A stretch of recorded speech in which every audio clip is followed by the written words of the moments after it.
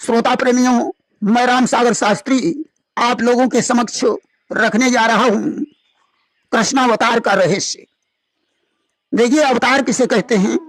जिन कामों को साधारण मनुष्य नहीं कर सकता है या जो प्रकृति से परे हैं, उसे अवतार कहा जाता है। जैसे कृष्ण के जन्म लेते समय उनकी माया से पहरेदार सो गए, वसुदेव और देवकी के बंधन खुल गए, कारागार के ताले टूट गए, चतुर्भुज रूप में उन्होंने माता पिता को दर्शन दिए और गोकुल में पहुंचाने को कहा। यमुना जी में बाढ़ आ गई, उन्होंने अपना पैर लटका दिया, यमुना जी घट गईं। इसके बाद पिछली सारी बातों को कृष्ण ने माता पिता के हृदय से भुला दिया।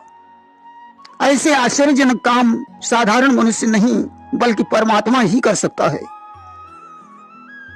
देखिए, देवकी ही कौशल्या और कैकेयी ही यशोदा थी। कैकेयी को वनवास देने का दुख रहा।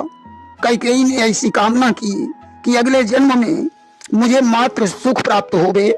इसीलिए भगवान ने देवकी के गर्भ से जन्म लेकर यशोदा को मात्र सुख प्रदान किया था।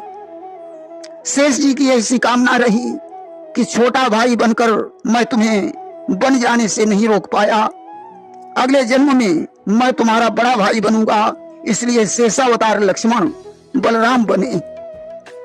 वसुदेव ही दशरथ थे। देखिए, पृथ्वी पर जब जब अधर्म बढ़ जाता है तब तब परमात्मा को किसी न किसी रूप में अवतार लेना पड़ता है। श्री कृष्णावतार के अनेकों कारण हैं, परंतु इन सभी कारणों में वरुण ने कश्यप ऋषि को श्राप दिया था, वही कारण प्रमुख है। एक बार की बात है, कश्यप ऋषि ने यज्ञ हेतु वरुण की गाय को जबरदस्ती छीन लिया। वरुण ने उसे लौटाने के लिए कश्यप ऋषि से अनुनय विनय की, परंतु कश्यप नहीं माने। तब वरुण ने उनकी शिकायत ब्रह्मा जी से की। ब्रह्मा ने कश्यप को समझाया कि पुत्र, तुम वरुण की गाय को वापस कर दो, परंतु कश्यप ने अपनी हठ नहीं छोड़ी।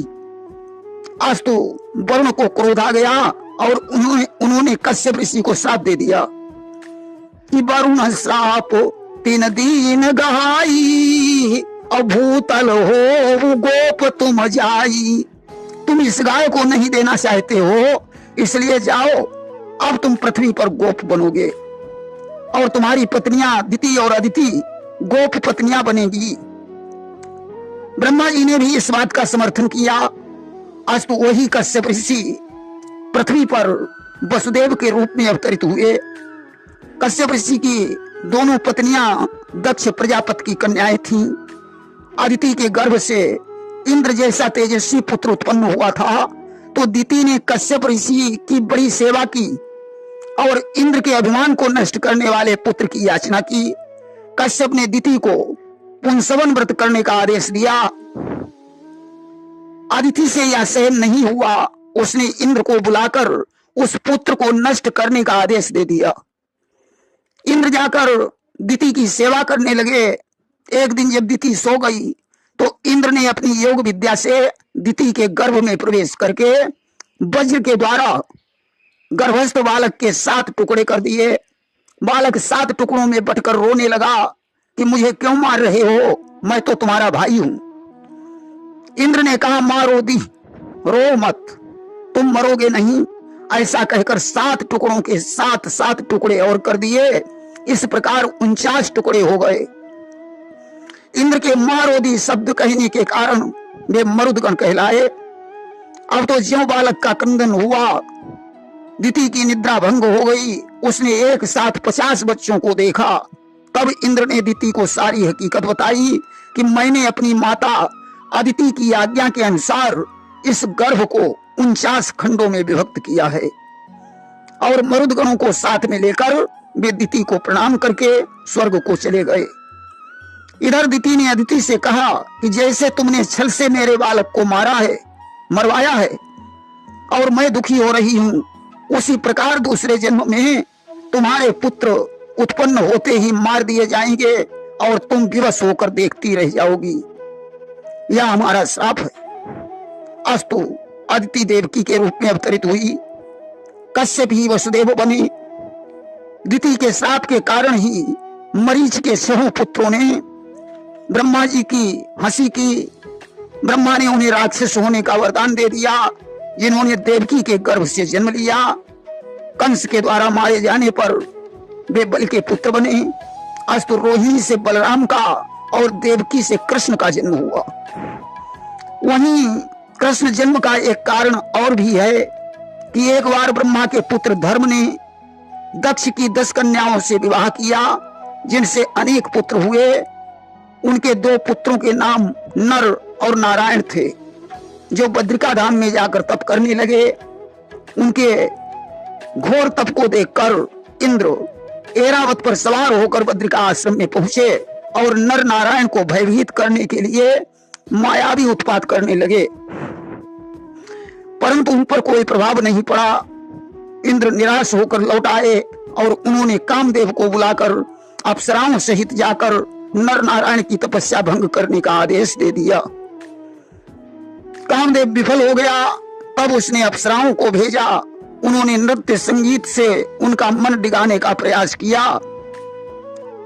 उसी समय नर ने अपने घुटने पर जैसे ही हाथ पटका, वैसे ही उर्वशी नाम की एक अत्यंत रूपवती अप्सरा उत्पन्न हो गई। उसे देखकर अन्य अप्सराएं लज्जित हो गईं। अब तो अप्सराएं उनके चरणों पर गिर पड़ी और प्रार्थना करने लगीं कि आप हम लोगों को क्षमा करें। नर नारायण ने अप्सराओं से कहा कि तुम लोग उर्वशी को लेकर इंद्रलोक को चली जाओ और इंद्र से कहो कि वह आगे किसी भी ऋषि मुनि की तपस्या भंग करने का प्रयास न करे, क्योंकि तपस्वी उनसे अधिक सुंदर अप्सराओं को उत्पन्न कर सकते हैं। यह सुनकर कुछ अप्सराएं उर्वशी को लेकर इंद्रलोक को चली गईं, परंतु 16,000 अप्सराएं वहीं रुक गईं और नारायण से बोली, हम वापस नहीं जाएंगे। यदि आप हमारी भलाई चाहते हैं तो मेरे साथ विवाह करें। इस पर नारायण क्रोधित हो गए, परंतु नर ने उन्हें शांत कर दिया और बोले, क्रोध तथा अहंकार से तपस्या नष्ट हो जाती है। क्रोध काम से भी अधिक शक्तिशाली है। पूर्व काल में प्रहलाद की रक्षा करने के लिए नरसिंह रूप धारण किया था, तो हिरण्याकश्यप को मारने से उत्पन्न क्रोध और अहंकार से तपस्या नष्ट हो गई थी। इसलिए क्रोध करने की आवश्यकता नहीं है। अस्तु नारायण ने अप्सराओं से कहा कि मैं इस समय तुम्हारी यह प्रार्थना स्वीकार नहीं कर सकता हूं। कृष्णावतार में तुम सब हमारी पत्नियां बनोगी। इसलिए कृष्णावतार में कृष्ण की 16,000 पत्नियां बनी। प्रेम से बोलिए वृंदावन बिहारी लाल की जय।